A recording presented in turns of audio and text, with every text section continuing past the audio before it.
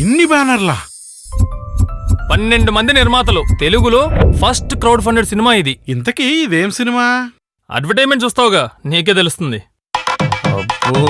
Sir, నిశ్చితార్థానికే ఇంత పెద్ద set వేస్తే మరి ఇంక పెళ్లికి ఎంత పెద్ద సెట్ వేస్తారో. పింక్ పగిడి వాళ్ళకి కాంట్రాక్ట్ ఇచ్చారు, ఏర్పాట్లన్నీ వాళ్ళే చేశారు. ఈ జుబ్బా విప్పేసి ఓం అన్నానంటే హైవే పైన బీక్యాబ్ లా పరిగెత్తడమే.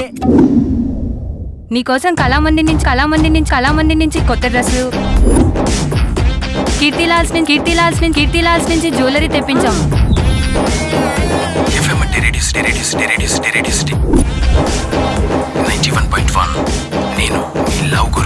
ఇది సినిమా అడ్వర్టైజ్మెంట్ సినిమానా?